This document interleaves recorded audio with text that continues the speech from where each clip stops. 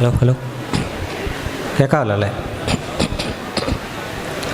അല്ല, അത് ഈ എഴുത്ത് പ്രക്രിയയും കുറിച്ചൊക്കെയാണല്ലോ സ്വാഭാവികമായിട്ടും.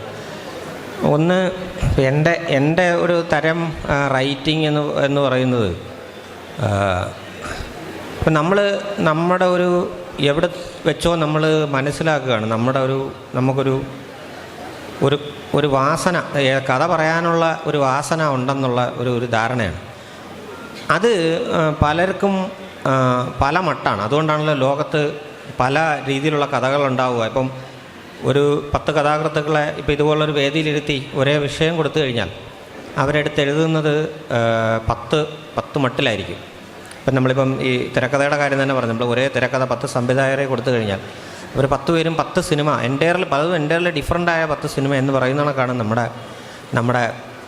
നമ്മുടെ ഈ വാസനയെ സംബന്ധിച്ച്. അപ്പം ഇത് ഞാൻ പലപ്പോഴും ഇത് ചെയ്യാൻ ശ്രമിച്ചത്, നമുക്ക് ഒരു വലിയ കുന്നിൻ്റെ മുകളിലേക്ക് ഈ കഥാതന്തുവിനെ നമ്മളിങ്ങനെ പൊക്കിക്കൊണ്ട് വെക്കുക. അപ്പം എവിടെങ്കിലും നമുക്കിത് വെക്കണം എന്നുള്ളതാണ്. അതിൻ്റെ ഒരു ആദിയാണ് ഈ റൈറ്റർക്കെല്ലാം ഉള്ളത്.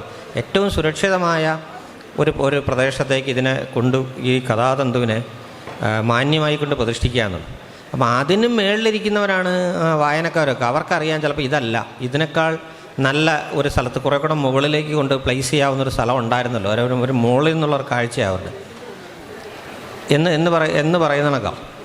അപ്പോൾ ഞാനൊക്കെ ചെയ്യുന്നതെന്ന് വെച്ചാൽ നമ്മൾ ഈ പറയുന്ന കണക്ക് പിന്നെ ഞാനൊക്കെ നമ്മളൊരു പ്രതിഭയുടെ കൂടുതലുള്ള മട്ടിലുള്ള ഇതല്ല, ദേഹണ്ണത്തിൽ കൂടുതൽ വിശ്വസിക്കുന്ന ഒരു ശരാശരി പ്രതിഭയെ വെച്ച് ഞാൻ പറഞ്ഞില്ലേ ഈ ഉന്തലിൻ്റെയും അല്ലെങ്കിൽ ഇതെങ്ങനെ കൊണ്ട് ഇത് ചെയ്യാമെന്നൊക്കെ. അപ്പോൾ അതിനുവേണ്ടി നമ്മൾ ചെയ്യുന്നൊരു പ്രോസസ്സിങ് എന്ന് പറയുന്നത് ചിലപ്പം പല മട്ടിൽ എഴുതി നോക്കുക എന്ന് വെച്ചാൽ ഒരു കഥാപാത്രത്തിലൂടെ സഞ്ചരിച്ച് ചിലപ്പോൾ പകുതി വരുമ്പോഴത്തേക്കായിരിക്കും ഇയാൾക്ക് അതിനുള്ളൊരു പുഷില്ല ആ ക്യാരക്ടറിനും തോന്നുമ്പോൾ പല ക്യാരക്ടേഴ്സിലേക്ക് കൊണ്ടുവന്നിട്ട് ഇയാളാണല്ലോ ആ കഥ പറയാൻ യോഗ്യൻ, അല്ലെങ്കിൽ ഇയാളുടേതാണല്ലോ ആ ജീവിതം അയാളുടേതാണല്ലോ എന്ന് പറയുന്ന താരതമ്യേന മെച്ചപ്പെട്ട ഒരു പിന്നെ കഥായാത്രയുള്ള മനുഷ്യരിൽ അല്ലെങ്കിൽ കഥാപാത്രത്തിലാണ് ഈ കഥയെ കൊണ്ട് വഹിക്കാൻ അയാളാണ് വാഹകൻ എന്ന് പറയുന്ന, ഈ വഹിച്ചുകൊണ്ട് പോകാൻ കപ്പാസിറ്റി ഉള്ള ആൾ.